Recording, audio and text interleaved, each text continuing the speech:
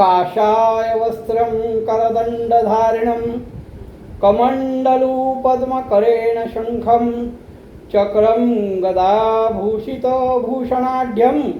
श्रीपादराजं शरणं प्रपद्ये। नमो जन्मभूमी जिथे जन्म झाला, नमो आर्यभूमी जिथे वाढियेला, नमो कर्मभूमी जिथे गुप्त झाला। नमस्कार माझा सद्गुरु दत्तात्रयाला, अवधूत चिंतन श्री गुरुदेव दत्त। साधकांनो, बऱ्याच दिवसांनी मी विवेचन देण्याकरता तुमच्या समोर आलो आहे। बऱ्याच जणांनी मला फोन करून विचारलं की काका तुम्ही गुरुचरित्रावर बोलणार होतात, पण दसरा झाल्यानंतर तुम्ही विवेचनच थांबवलं नाही, काही अपरिहार्य कारणास्तव थांबवावं लागलं। मूळ कारण माझ्या प्रकृती अस्वास्थतेमुळे आणि दुसरं एक अतिशय दुःखद घटना घडली। मी ज्यांना पुत्रवत मानत होतो असे माझे मानसपुत्र कुडाळ निवासी श्री नित्यानंद उर्फ शेखर जडे यांचं अकस्मात त्यांना देवाज्ञा झाली आणि थोडंसं मानसिक धक्का बसल्यामुळे मी विवेचन थांबवली गेली। असो, त्यांच्या जीवात्म्यास भगवान दत्तात्रय सद्गती देव ही दत्तात्रय चरणी आणि सद्गुरु चरणी तुमच्या सर्वांच्या वतीने मी प्रार्थना करतो। मी सांगितल्याप्रमाणे गुरुचरित्रावर बोलणार आहे, पण आता त्या अगोदर सध्या दिवाळी सुरू झाली आहे। उद्या गुरुद्वादशी आहे। दिवाळीमध्ये दत्त संप्रदायातील साधकांकरता हा अतिशय महत्त्वाचा दिवस आहे असं म्हटलं तर वावगं ठरू नये। दत्त संप्रदायातल्या साधकांना दत्त जयंती, गुरुपौर्णिमा, औदुंबर पंचमी, याचप्रमाणे गुरुद्वादशी हा अतिशय महत्त्वाचा दिवस आहे। आश्विन वद्य द्वादशी म्हणजे उद्याचा दिवस, अर्थात गुरुद्वादशी। शिष्य या दिवशी गुरूंचे समर्पण भावनेने पूजन करतात। उद्या सद्गुरूंचं पूजन करण्याचा फार मोठा दिवस आहे। या दिवसाला गुरुद्वादशी असं म्हणतात।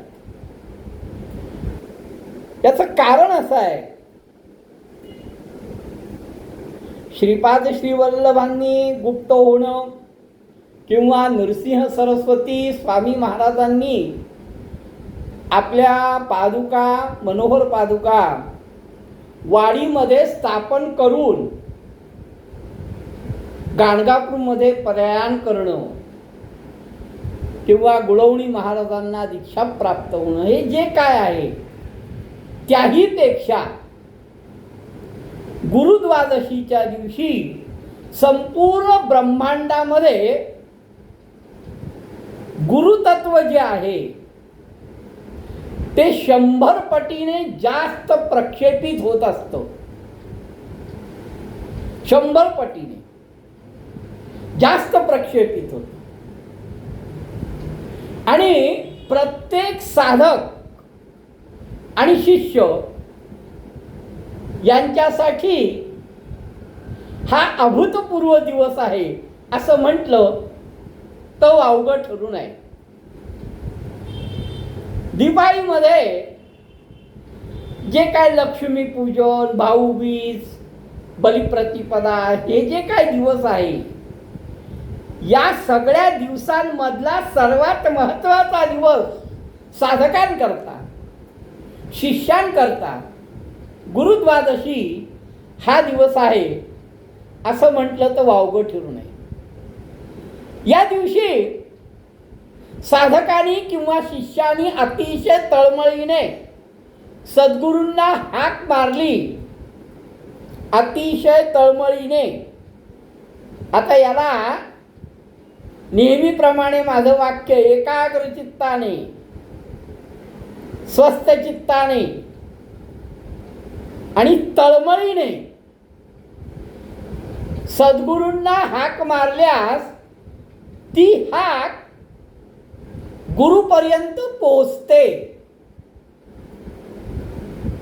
आता या ठिकाणी गुरु या शब्दाचा अर्थ समजून घ्या. व्यक्ती नाही. गुरु म्हणजे मंत्र, गुरु म्हणजे तत्व. त्या तत्वाला, त्या मंत्राला अतिशय तळमळीने उद्या हाक मारली तर ती हाक त्या मंत्रापर्यंत पोचते. कारण उद्याच्या दिवशी ब्रह्मांडामध्ये रोजच्या पेक्षा 100 पटीने जास्त गुरुतत्व असतं. संपूर्ण ब्रह्मांड उद्या गुरुतत्वमय झालेलं असतं. शिष्यपदाच्या जवळ पोहोचलेल्या प्रत्येक साधकाला या दिवशी शिष्यत्व प्रदान करतात. गुरुद्वादशी ही सर्व दत्तभक्तांसाठी एक अद्वितीय पर्वणीच म्हणावी लागेल.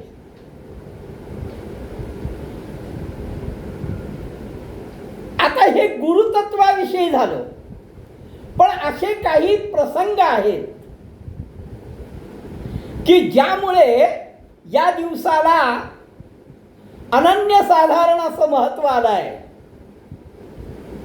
गुरुचरित्रामधल्या अध्याय 9 यामध्ये भगवान दत्तात्रेयांचे प्रथम अवतार कलियुगातले श्रीपाद श्रीवल्लभ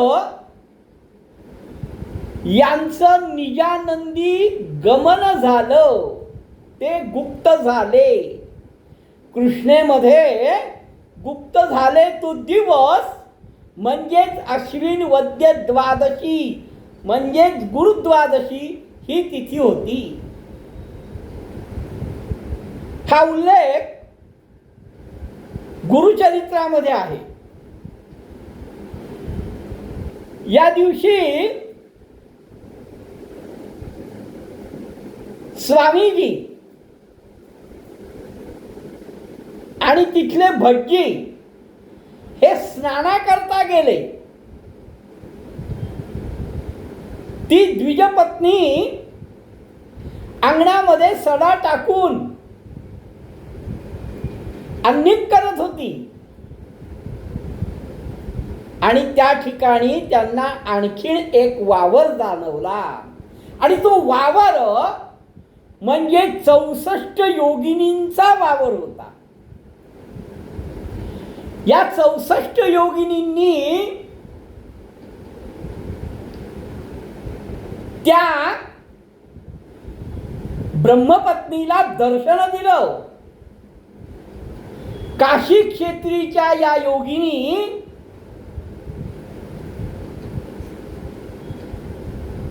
श्रींच्या सेवेसाठी, भगवान दत्तात्रेयांच्या सेवेसाठी, स्वामींच्या सेवेसाठी कृष्णेच्या पूर्वतीरी आलं असल्याचं सांगण्यात येतं. स्वतः अन्नपूर्णा माता, या अन्नपूर्णा मातेने भगवान श्रीपाद श्रीवल्लभांना भिक्षा दिली किंवा भिक्षा देत होती असाही उल्लेख आहे. याच ठिकाणी भैरव भटाने स्वामींच्या अंगावरून येणाऱ्या जलामध्ये स्नान केलं आणि आपलं आन्निकही केलं. माध्यांनी सद्गुरूंची पूजा केली. या ठिकाणी हे सगळं वर्णन वाडीबद्दल आहे बरं. या ठिकाणी नृसिंह सरस्वती वास्तव्याला येणार आहेत म्हणून परमपूज्य रामचंद्र योगी हे सुद्धा इथे वास्तव्याला येऊन राहिले. या रामचंद्र योगींनी भैरव भटास त्यांचे भाग्याची सलाहना केली व त्यांना श्रीपाद श्रीवल्लभ आणि श्री नरसिंह सरस्वती या दोन्ही अवतारांची संपूर्ण माहिती दिली. या रामचंद्र योगी यांनी भैरव दाम्पत्यास व आप्तइष्ट भक्तवृंदांनी वस्त्र प्रावरण आणली, फळं आणली, दूध साखर आणली. सर्वांनी श्री गुरु यांच्या मनोहर पादुकांना वंदन केलं. या ठिकाणी महाराजांनी भैरव भटांना या मनोहर पादुकांचं संपूर्ण पूजा विधान समजावून सांगितलं. विधिवत असं पुण्यवाचन नांदी श्राद्ध झाल्यावर विधिवत श्रींच्या मनोहर पादुका पूजनाचा संकल्प सोडून घेतला. आवाहन मंत्रानंतर मनोहर पादुकांवर श्रीच स्वतः असल्याचा भास भैरव भटांना व्हायला लागला. त्यांना प्रत्यक्ष श्री नृसिंह सरस्वतींचं स्वरूप त्या पादुकांवर दिसायला लागलं.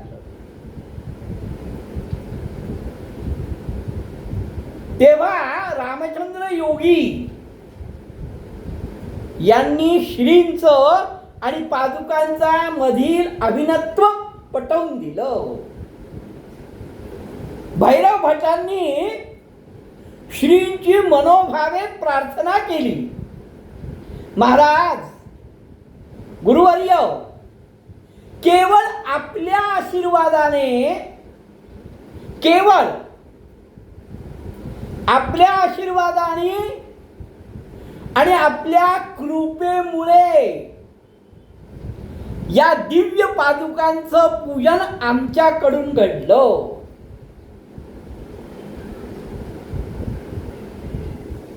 आपण दिलेल्या आशीर्वचनानुसार माझ्या पुढील वंशजांकडून, माझ्या येणाऱ्या भावी पिढीकडून जोपर्यंत अवकाशामध्ये सूर्य आणि चंद्र यांचं अस्तित्व आहे, यावत चंद्र दिवा करो, जोपर्यंत अवकाशामध्ये सूर्य आणि चंद्र यांचं अस्तित्व आहे तोपर्यंत या मनोहर पादुकांची अशीच पूजा अखंड करून आपण घ्यावी. आम्ही करणारे कोणीही नाही. कुठलीही साधना, कुठलीही तपस्या, कुठलंही अध्यात्मक कृत्य करणारे आपण कोणीही नाही.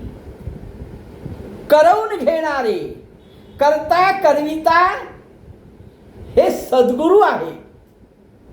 हे भैरव भटांनी जाणलं होतं. म्हणून त्यांनी सांगितलं की माझ्या पुढील पिढीने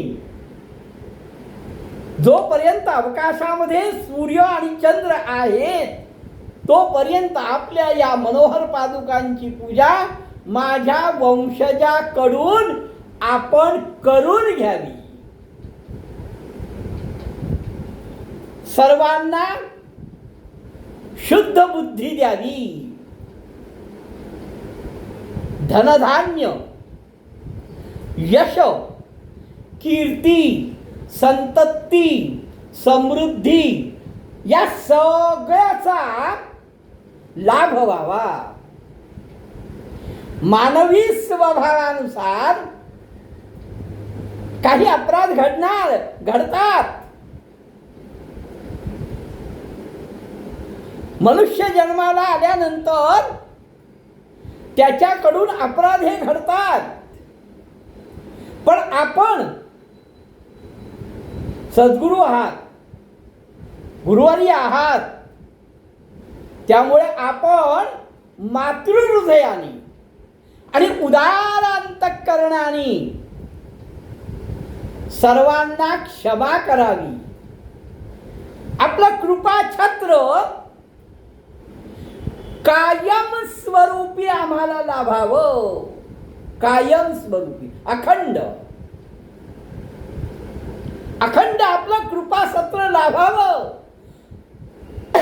आपल्या मनोहर पादुकांची सेवा करणाऱ्या सर्व भक्तांची काय काय मागितलंय बघा भैरव भटांनी. मूळतः पूजा करणार आम्ही आहोत, पण ती जबाबदारी तुम्ही आमच्याकडनं करून घ्या. सुख समृद्धी द्या, धनधान्य द्या, यश द्या, कीर्ती द्या. आम्ही मनुष्य म्हणून जन्माला आलेलो आहोत, आमच्याकडनं अपराध घडणार आहेत. मातृहृदयाने ते क्षमा करा.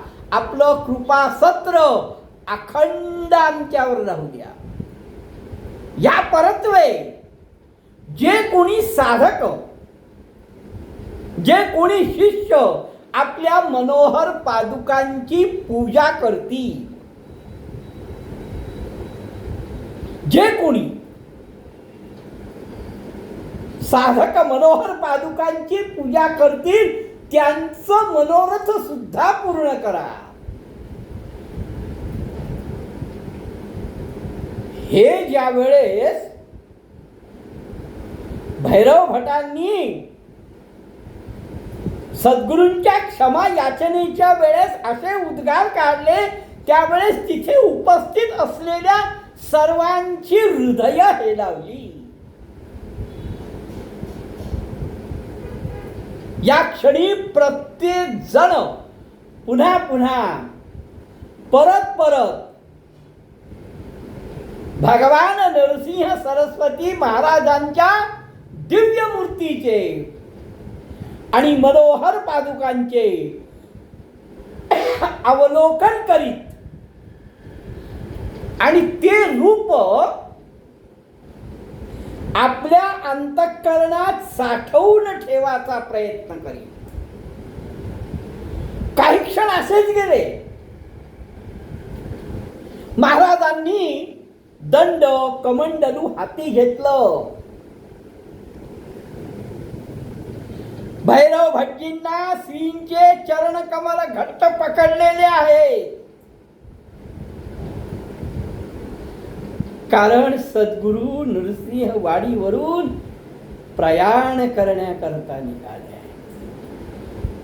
आणि त्यांनी आपल्या मनोहर पादुका त्या वाडीमध्ये ठेवल्या. त्याची पूजा झाली. सद्गुरू समोर होते. भैरव भटांनी सद्गुरूंचे चरण कमल घट्ट पकडून ठेवले.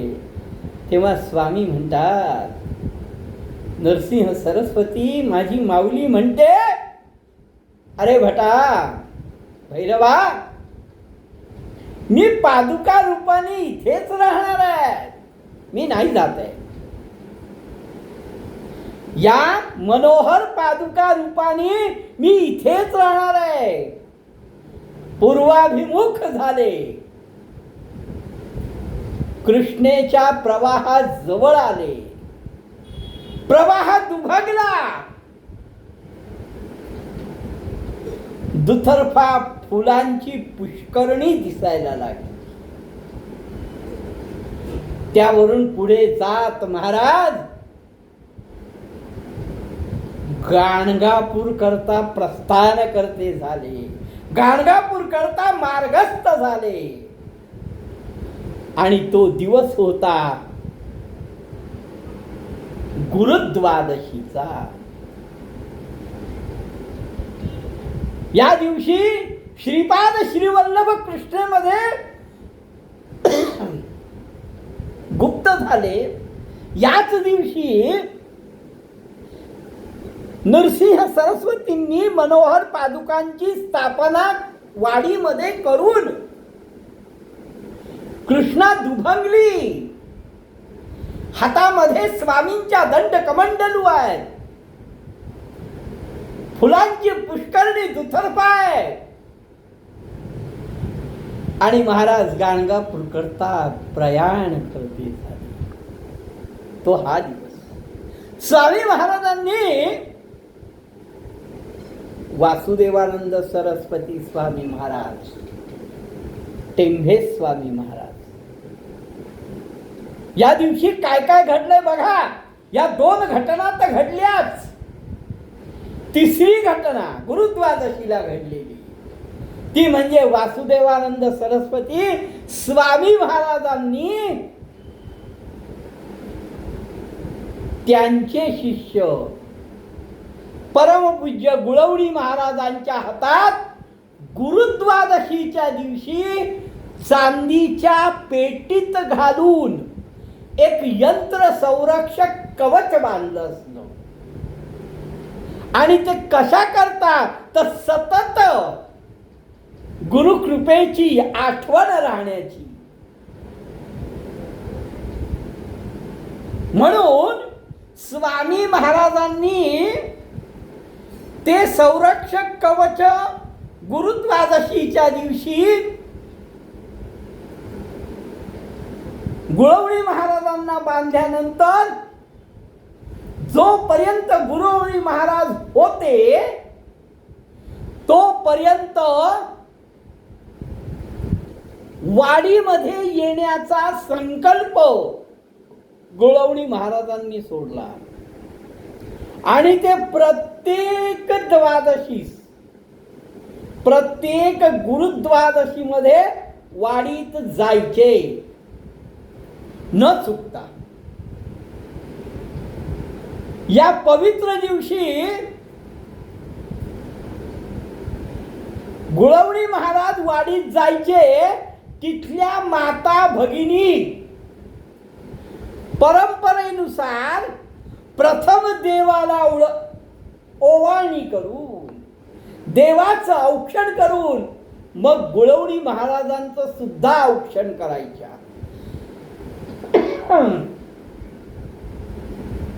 गुळवणी महाराजांनी संरक्षक यंत्र त्यांना स्वामी वासुदेवानंदांनी बांधल्यानंतर दर गुरुद्वादशीला ते वाडीत यायचे. सवाष्णी त्यांना औक्षण करायचा. आणि त्यांनी पण असा नियम केला होता, प्रत्येक सवाष्णीस त्या काळी औक्षणाची ओवाळणी म्हणून 1 रुपया द्यायचे. त्या काळी 1 रुपया द्यायचे. एका गुरुद्वादशीला काय झालं माहितीये का? म्हणजे गुळवणी महाराजांना किती सवाष्णींनी ओवाळला असेल याचा अंदाज येतो. एका गुरुद्वादशीस गुळवणी महाराजांकडचे ओवाळणीमध्ये 500 रुपये खर्च झाले. प्रत्येक सवाष्णीला ते 1 रुपया द्यायचे. हा त्यांनी पण नियम केला होता. याचा अर्थ त्या द्वादशीस गुळवणी महाराजांना एकंदर 500 सवाष्णींनी ओवाळलं होतं. या पवित्र दिवशी नृसिंहवाडीत फार मोठा उत्सव साजरा होतो. बर नुसता वाडीतच साजरा होतो असं नाही, तर दत्ताची जेवढी काही ठिकाणं आहेत, सद्गुरूंची जेवढी काही ठिकाणं आहेत, आमचे सद्गुरू श्रीपाद श्रीवल्लभ श्री नृसिंह सरस्वती ज्या ज्या ठिकाणी गेले त्या ठिकाणी गुरुद्वादशी हा उत्सव फार मोठ्या प्रमाणात साजरा होतो. गाणगापूरला या दिवसात अष्टतीर्थांची यात्रा केली जाते. मी आता गुरुचरित्र चालू करणार आहे, त्याच्यामध्ये तुम्हाला या अष्टतीर्थांविषयी माहिती येईलच.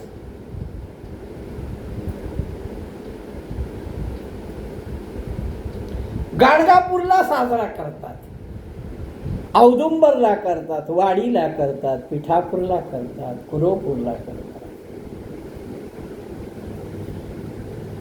कुरोपूरलाच कृष्णेमध्ये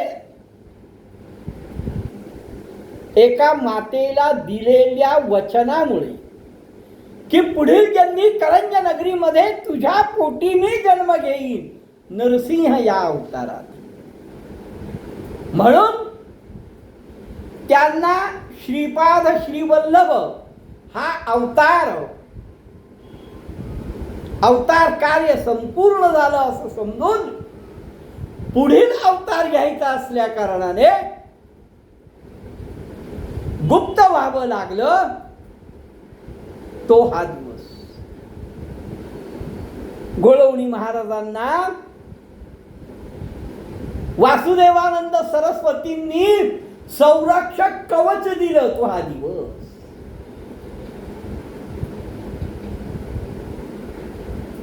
वाडीमध्ये 12 वर्ष राहून वाडी ही आपली राजधानी, दत्ताची राजधानी, त्या राजधानीत 12 वर्ष वास्तव्य करून जनकल्याणाकरता, भक्तांच्या उद्धाराकरता सायन देवाला सांगितलेल्या शब्दाकरता की 14वा अध्याय ते सांगतात की मी तुझ्या घराजवळच येणार आहे, म्हणून कडगंजीच्या नजदीक असलेल्या कडगंजीच्या जवळ असलेल्या गाणगापूरमध्ये जाण्याकरता वाडीहून जे महाराज निघाले, पण तिथल्या भक्तांना मी तिथेच आहे हे आश्वासन देऊन, त्यांच्या इच्छा आकांक्षा पूर्ण करण्याकरता त्यांना आशीर्वचन देऊन गाणगापूरकडे नरसिंह सरस्वतींनी प्रस्थान केलं. तोही हाच दिवस आहे. अशा या पवित्र साधकांच्या दृष्टीने आणि शिष्यांच्या दृष्टीने असलेल्या महान दिवसाला सद्गुरूंच्या चरणी नतमस्तक व्हावं, सद्गुरूंची मनोभावे पूजा करावी, समर्पण भावनेनी सद्गुरूंना शरण जावं. सद्गुरू जवळ नसले तर त्यांचं स्मरण करावं, त्यांच्या मंत्राचं स्मरण करावं, त्यांच्या चरणी नतमस्तक व्हावं, असा हा दिवस आहे. या दिवशी भगवान दत्तात्रय, श्रीपाद श्रीवल्लभ स्वामी महाराज, नरसिंह सरस्वती स्वामी महाराज आणि आपले गुरु तुमचं सदैव कल्याण करो, तुमचे मनोरथ पूर्ण करो. यश, कीर्ती, धन, धान्य, संतती, समृद्धी यांचा आपल्यावर वर्षाव हो. आपल्या सर्व मनोकामना पूर्ण होत अशी ही सद्गुरुचरणी मी प्रार्थना करतो. लवकरच मी आता गुरुचरित्र याच्यावर बोलायला सुरुवात करीन आणि 7 दिवसामध्ये गुरुचरित्र पूर्ण करीन. त्याच्या आधी 12 तारखेला नर्मदा परिक्रमा सुरुवात होणार आहे. कार्तिक एकादशीला चातुर्मास समाप्ती होते, ज्याला देव उठणी एकादशी म्हणतात. त्या दिवसानंतर नर्मदा परिक्रमेला सुरुवात होते. तर त्या नर्मदा परिक्रमेच्या पार्श्वभूमीवर मी उद्या किंवा परवा तुम्हाला अजून एक विवेचन देईन नर्मदेवर. आणि त्याच्यानंतर मी सांगितल्याप्रमाणे गुरुचरित्रावर बोलीन. पुनश्च सद्गुरूंच्या चरणी मी विनम्र प्रार्थना करतो आणि आपल्या सगळ्यांना सुयश सुकीर्ती लाभो ही इच्छा प्रगट करतो. अवधूत चिंतन श्री गुरुदेव दत्त.